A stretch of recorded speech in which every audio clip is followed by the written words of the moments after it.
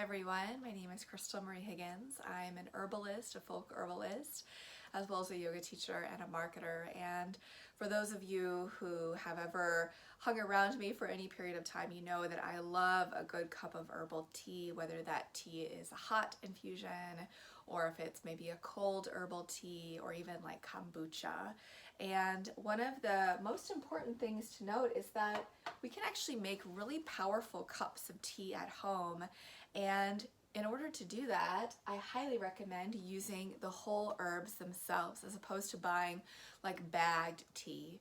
And I'm not saying that, having bagged tea is a bad thing, but that you can make a much stronger, more cost-effective, fresher cup of herbal tea using the fresh leaves. You can kind of see the color on this. These are actually nettle leaves, and nettle is one of the most incredible herbs for many uses, but especially in herbal tea. It's one of my favorite ways to work with the herb of nettle. So some really common ways that we have tea is just what's known as a hot infusion, where you blend a couple of herbs like chamomile and let's say mint together for anywhere from 5 to 15 minutes with hot water that you just steeped. And after that, you've got your cup of herbal tea and it's really delicious. So that's the most common way that most of us enjoy herbal tea at home. And if you haven't tried the combination of chamomile flowers with mint flowers, I highly recommend it. And I prefer a really strong minty flavor. It's really nice and calming, especially if you get headaches. And we know that chamomile is a really soothing, relaxing herb. It's a great tea to have in the late afternoon or at the end of the day. And I love blending these two together in equal proportions. And after I let them steep, I like to go a little bit longer, about 15 minutes, to make it really nice and strong. I add in a nice splash of almond or oat milk or any kind of oat or other nut milk that you prefer, or even a whole milk is fine. But you would do equal proportion of chamomile and mint, and that is one of my favorite herbal teas to make.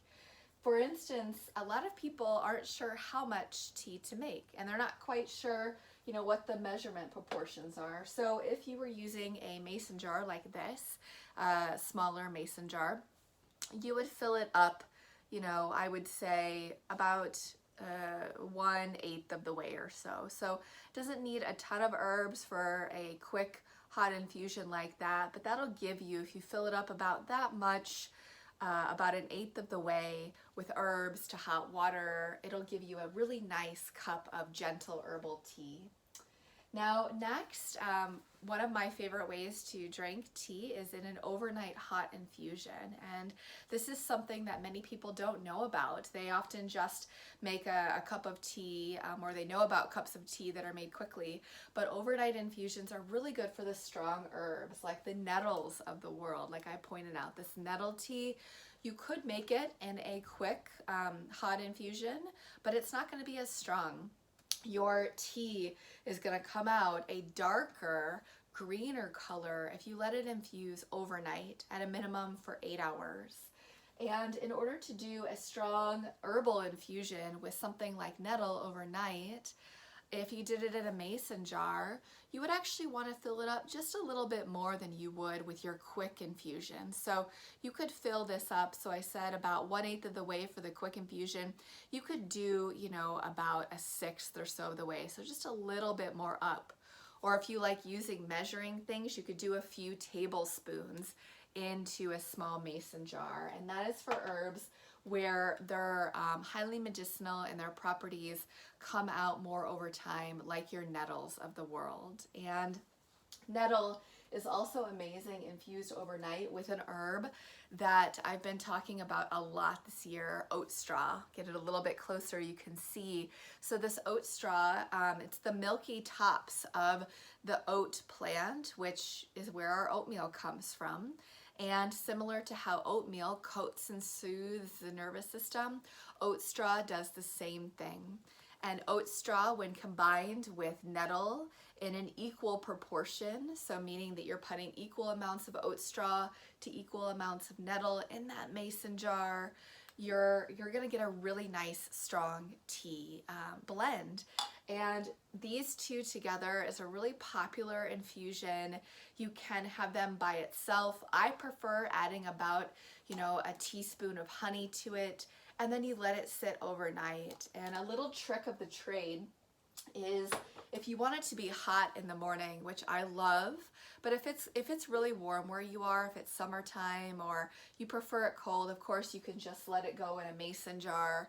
But if you've got a thermos, one of those thermoses or the water bottles that keeps liquids hot for up to 24 hours, you could pour you could put, a few tablespoons of the herb into a thermos and then fill it up with hot water. And if you like to sweeten with honey like I do, you could add the honey.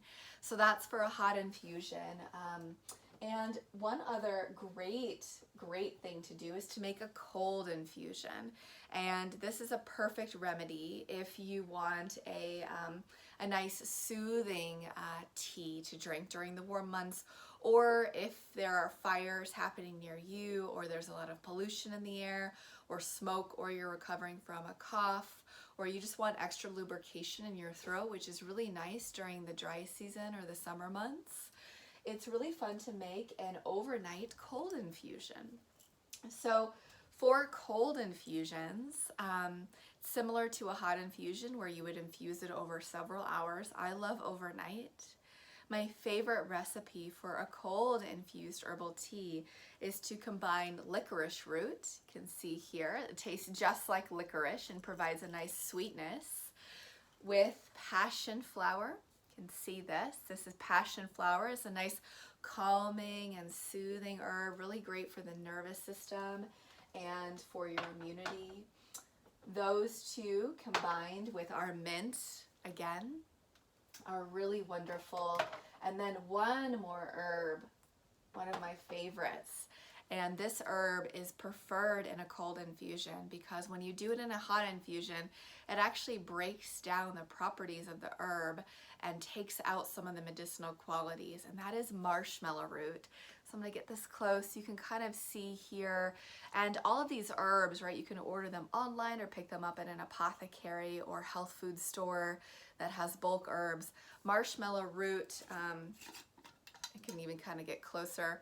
It has this, it looks like a root, and it actually is where marshmallows come from. So marshmallows, when they first came out many years ago, over 100 years ago, they were made with a cold infusion of marshmallow root to help the throat and to soothe the system.